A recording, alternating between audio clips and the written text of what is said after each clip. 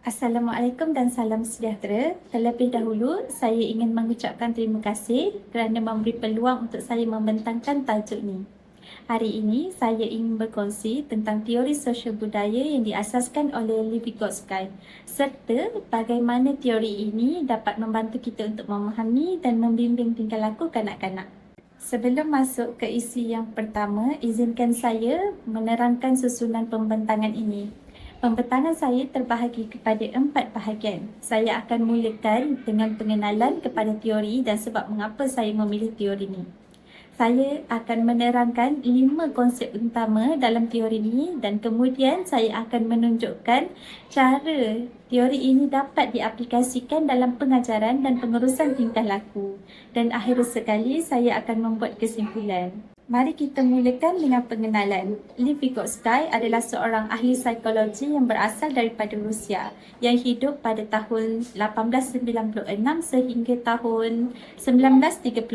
Walaupun beliau meninggal dunia pada usia yang muda, namun idea beliau masih digunakan sehingga ke hari ini. Vygotsky berpendapat bahawa kanak-kanak membina pengetahuan mereka melalui interaksi dengan orang di sekeliling mereka. Bagi beliau juga, budaya dan orang dewasa adalah memainkan peranan yang sangat penting dalam membina pemikiran dan tingkah laku kanak-kanak. Mungkin ada yang bertanya mengapa saya memilih tajuk ni. Terdapat 3 sebab yang utama mengapa saya memilih teori ni. Yang pertama, teori ini mengaitkan tentang tingkah laku dengan persekitaran sosial. Ini bermakna tingkah laku kanak-kanak boleh dibentuk melalui bimbingan dan bukanlah sesuatu yang tetap. Yang kedua, teori ini sesuai dengan suasana bilik darjah di Malaysia yang menekankan tentang nilai kerjasama. Dan yang ketiga, teori ini menawarkan strategi yang lebih praktikal dan mudah digunakan oleh guru di dalam kelas. Sekarang, mari kita lihat konsep utama dalam teori ini. Terdapat 5 konsep penting iaitu interaksi sosial, zon perkembangan proksimal, scaffolding, individu yang lebih mahir dan pertuturan persendirian. Saya akan menerangkan dengan lebih lanjut satu persatu. Konsep pertama ialah interaksi sosial. Vygotsky menjelaskan bahawa setiap kemahiran akan muncul sebanyak 2 kali. Pada awalnya, kanak-kanak mempelajari sesuatu melalui interaksi dengan orang lain. Dan selepas itu, kemahiran tersebut menjadi sebahagian daripada keupayaan diri mereka. Sebagai contohnya, kemahiran mengawal kemarahan mula-mula dipelajari dengan bantuan guru sebelum kanak-kanak dapat melakukannya sendiri. Oleh itu, interaksi yang berkualiti dengan guru dan rakan sangatlah penting.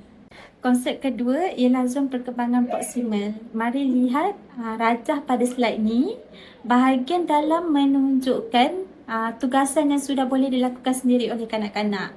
Bahagian tengah pula ialah zon perkembangan proksimal, iaitu tugasan yang sukar dikuasai oleh kanak-kanak tetapi ianya boleh dikuasai dengan bantuan. Bahagian luar pula ialah tugasan yang masih di luar kemampuan. Guru perlu memberi tugasan dalam zon tengah supaya kanak-kanak mendapatkan cabaran yang sesuai dan mereka tidak mudah berasa kecewa. Konsep yang ketiga ialah scaffolding atau perancah. Scaffolding bermaksud sokongan yang diberikan oleh guru untuk membantu kanak-kanak menyiapkan tugasan. Pada mulanya, guru menunjukkan cara dan memberikan bimbingan yang penuh. Kemudian kanak-kanak mencuba dengan bantuan guru dan akhir sekali, kanak-kanak mampu melakukannya sendiri. Ianya seperti perancah yang menyokong bangunan. Kemudian ditarik balik apabila bangunan itu sudah kukuh. Konsep yang keempat dan kelima ialah individu yang lebih mahir dan alat budaya. Individu yang lebih mahir adalah merujuk kepada guru, ibu bapa dan rakan sebaya yang lebih berpengetahuan yang membimbing kanak-kanak untuk menguasai kemahiran baharu. Manakala alat budaya pula merangkumi bahasa, carta bergambar dan jadual visual. Alat ini membantu kanak-kanak untuk lebih memahami dan mengawal tingkah laku mereka, terutama pada kanak-kanak yang belum lancar untuk berbahasa. Konsep kelima ialah pertuturan persendirian. Kita sering perhatikan kanak-kanak bercakap dengan diri mereka sendiri apabila melakukan tugasan yang sukar. Ini bukan bermakna ketidakmatangan mereka, tetapi sebaliknya adalah cara mereka untuk membina pemikiran dan mengawal tingkah laku. Lama-kelamaan, pertuturan ini akan membentuk regulasi kendiri, iaitu keupayaan kanak-kanak untuk mengawal emosi dan tingkah laku sendiri tanpa kawalan luaran yang berterusan. Sekarang, mari kita lihat bagaimana teori ini dapat diaplikasikan dalam pengajaran dan pembelajaran. Pertama, guru boleh membimbing kanak-kanak secara berperingkat, sebagai contohnya ketika mengajar menulis. Kedua, guru boleh membuat aktiviti berkumpulan supaya kanak-kanak dapat membantu rakan-rakannya yang lain. Yang ketiga, guru boleh menggunakan dialog dan perbualan untuk membimbing pemikiran kanak-kanak. Semua kaedah ini berasaskan interaksi sosial yang menjadi tunjang dalam teori Vygotsky. Teori ini sangat berguna dalam pengurusan tingkah laku. Mari kita lihat pada rajah ni, pada mulanya guru membantu kanak-kanak untuk mengawal emosi melalui regulasi bersama. Kemudian beransur-ansur kanak-kanak belajar mengawal diri sendiri dan mencapai regulasi kendiri. Pada akhirnya, ini membawa kepada tingkah laku yang lebih positif dan prososial. Dengan ini, guru membimbing kanak-kanak dan bukan hanya sekadar menghukum mereka.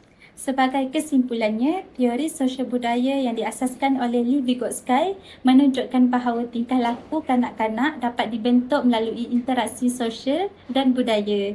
Apabila guru memberikan bimbingan yang sesuai, kanak-kanak belajar mengawal tingkah laku mereka sendiri. Pendekatan membimbing lebih berkesan berbanding hukuman dan amat penting untuk diaplikasikan dalam suasana bilik darjah yang sebenar untuk membentuk tingkah laku yang lebih positif.